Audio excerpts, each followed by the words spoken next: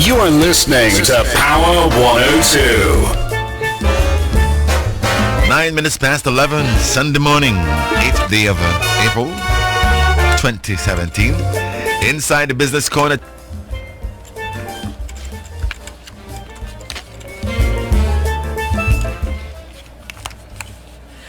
All right, welcome back. We told you about the symposium or seminar being organized by the Trinidad and Tobago Association of Psychologists, talking about mental health and mental well-being of children and adolescents. A conference on this subject: children with learning disabilities, special needs, and their what is called inclusivity in schools. Kelly McFarlane is a clinical psychologist and an organizational psychologist and public relations officer of the Association of Psychologists in Trinidad and Tobago. She's with us now to talk about that. Good morning. Good morning. Good to have you. Thank you. All right, so mental health and mental well-being of children and adolescents. Let me just ask why you focus on children and adolescents. And I'm asking it sort of rhetorically because I wrote an article that was carried in the Sunday Express last Sunday. Yes. And it said a lot of things about the deficiency in the system at treating with children and adolescents. Yes. On mental health issues. And because of that deficiency, we've seen so many, and I remember at a point in time, I think it was even last year, that there were so many news items about children being abused and neglected, and the children's homes not having room for many children, so they just remain in these abusive environments. We have to really take care of our children. In taking care of our children, we are taking care of our future. Right?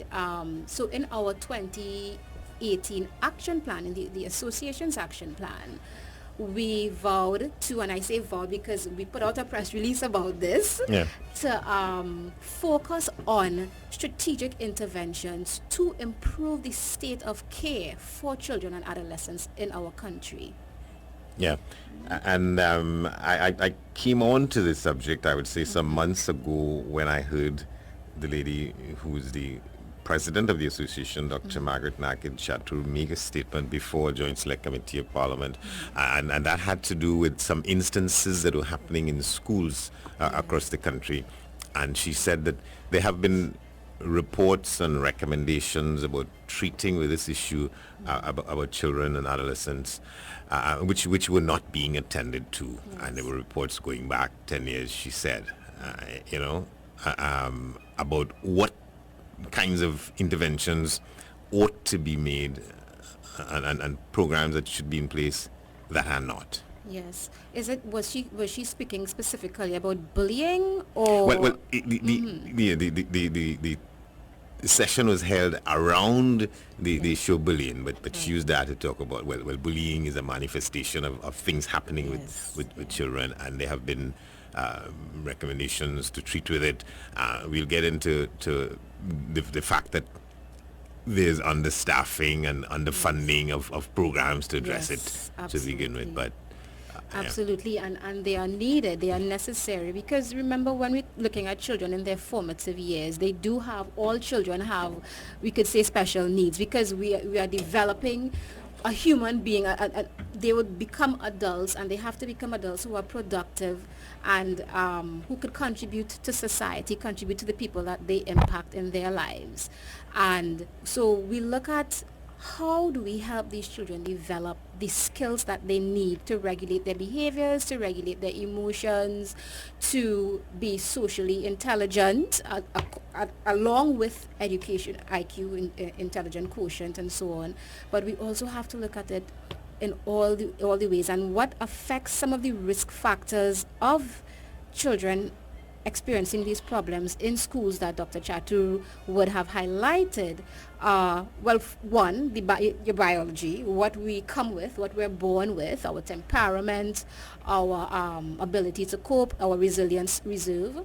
And then there is the home environment, the amount of nurturing we get. So there's nature and there's nurture. There is the environment and the community within which the child lives, the peers that the child has and the school environment. These are some of the risk factors. The protective factors would be having adults, and again it always comes back to adult and child interaction. So even if it's not the primary caregiver, but having at least one adult who could really instill certain values in a child.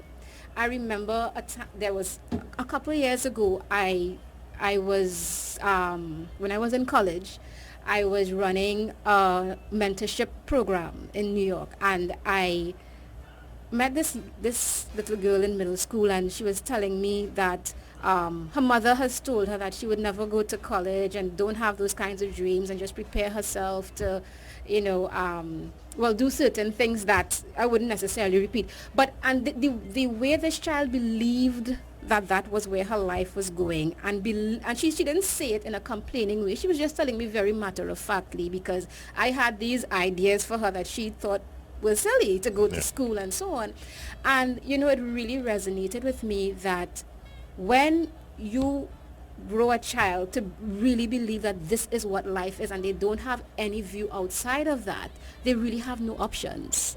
So also when we talk about children with special needs, and we're talking about behavioral needs as well, psychological needs, and we talk about inclusivity, bringing children around other children from different cultures and different backgrounds, different behaviors and so on, helps them socially to learn, let's call it options in living, what else is out there. And it's a very, very scary thought to know that there are children who really live without these options and really think what is in front of them is all there is to life. As a clinical and organizational psychologist, speak to this issue about people from different cultures and backgrounds, and we're talking about Trinidad and Tobago. It is fallacious for us to be going along assuming that we all from one culture and one background. Talk about that. And no, when you talk professionally like that, yes. what you refer to when you talk about different cultures and different backgrounds. So somebody coming from East Port of Spain has a different culture and background from somebody from Carenage or somebody from... Yes, because your culture has to do with your norms, the social norms that you grew up, the values that the people around you instill, the behaviors that you think are normal because you see it all the time. All of those sort of form a subculture then. Now, we talk about Trinidadian culture, and we have certain things that we say, okay, all Trinis like this and like that and whatever. But within that culture, within those norms, those behaviors that we see that characterize what a typical Trinidadian is, there are subcultures, because as you said, somebody from East Trinidad may not behave the same way as somebody from Carenage or whatever. So you see it in the schools. You notice, you put a child in a certain school and you might see certain behaviors, or we make certain judgments about children from certain schools. There are always outliers. There's always at least one child who's different from the rest because of their home environment and so on. But very much so we can see certain types of behaviors, language that people use, the manner in which people speak, and you could kind of make judgments based on that about what they know and where they come from. Yeah. Reading a man named Sapolsky recently, and he said something that's profound in terms of human behavior, that he legitimized peer pressure because he says that peer pressure is important for a young child and adolescent. You can't escape it because you are afraid of not belonging, of not being in a group. Yes. And so it's powerful. So it's not easy to tell somebody, avoid peer pressure. Yes. We are social beings. Our brains crave connection. That's how we develop. We develop by learning and observing what other people do, even into adulthood, because we never stop. One school of thought is that we never stop developing, and we never stop changing. We never stop developing, and where you put us. If you take me and put me in a scenario, in a war scenario, my personality, my behaviors, the way I talk to you, the way I be, might change because I am learning from the people around me, and it's all about survival because our brains are primed for us to survive. So everything that we experience and the ways that we react to the things that we experience and how we learn to react to the things that we experience are based on survival. I reacted this way. What happened? Did I achieve something, or did I have a negative consequence towards it? And then we continue to reinforce things. So definitely, very much social learners. How do you all respond to the notion coming from people in the Ministry of Education that bullying is normal? It's part of again our culture. We grew up with bullies in school, so don't make too much of a thing about it. Don't report it when it happens. Don't blow it out of proportion. First of all, we must be sure that we are distinguishing properly between bullying and teasing, a little heckling, right? Bullying is a very significant and aggressive form of interaction, and it's power-based in terms of one person having some sort of either psychological or physical power over the other.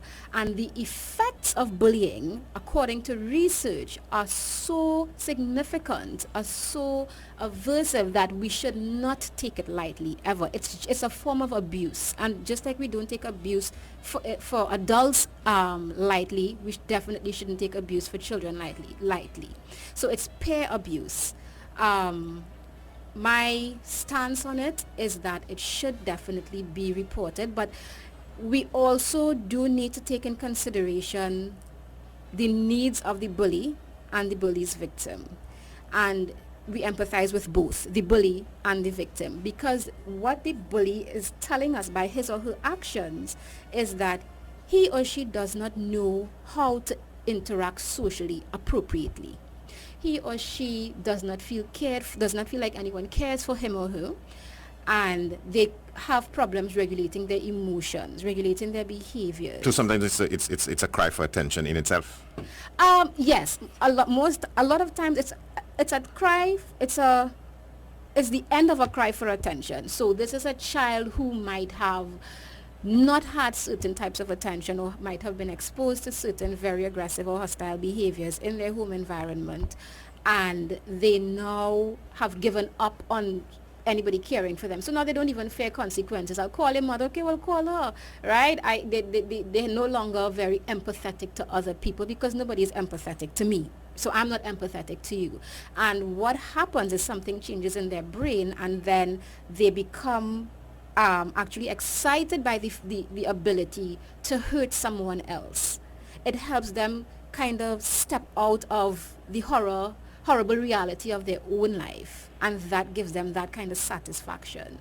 Yeah, let's talk a little bit about the conference itself now. What are the aims and ambitions? You're addressing mental health and well-being among children and adolescents under the reality that, as they say, the world says that between 15 and 20% of children and adults will have some form of a mental issue. Yes. Yeah. More like 25% actually, 1 in 4. So we, as I said in our... So that's why, again, how we break things down in Trinidad and Tobago, they say that 1 in 4 of us mad. No, I don't like that word mad. Well, right, but that's how we break it down. I don't know what that means. Okay. Because what you consider somebody who has, well, again, I don't know what mad is, but, okay, but I think that people ascribe the behaviors that that you see with somebody who's having a psychotic episode. We call that mad. The person who's talking to themselves and fighting and that sort of stuff. But when we talk about mental health, there are so many things. Having anxiety and depression and these things that you never see on somebody very often.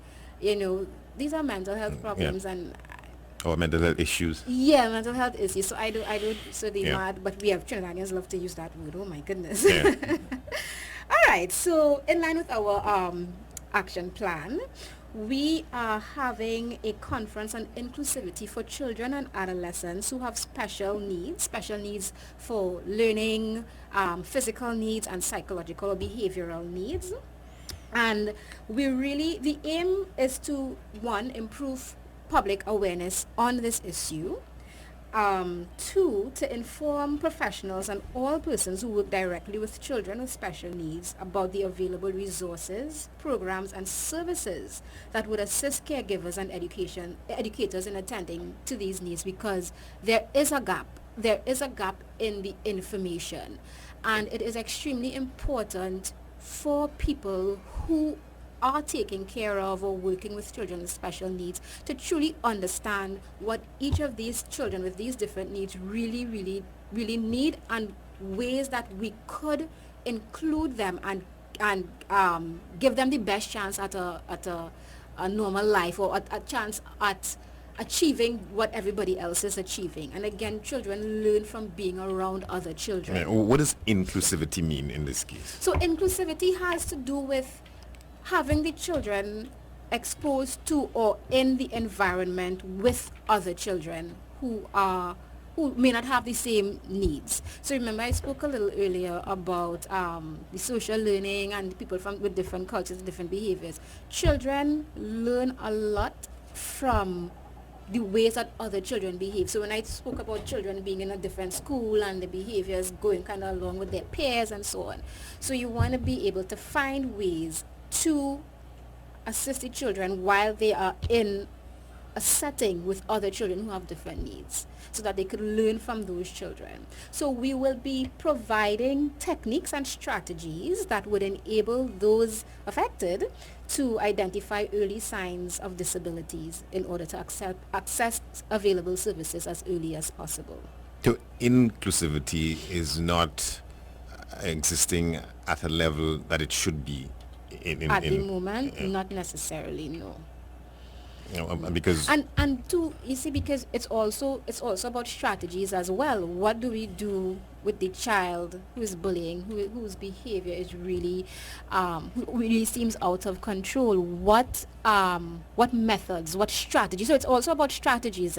What methods, what strategies are we using to ensure that this child's development makes an about turn in the right direction? What are the teachers equipped with intellectually or tangibly? What are they equipped with to really help children in the schools, instead of taking them out of the school and sending them, somewhere else? How could we make them feel like, okay, you're still part of the norm, but this is what we're going to do for you in particular? What is your statement about the level of equipment, whether human, material, otherwise, that exists generally in the school environment in Trinidad? We definitely need more training because, so we took corporal punishment out of the schools, and people say that caused a problem that we have to face now, but you would not agree with that.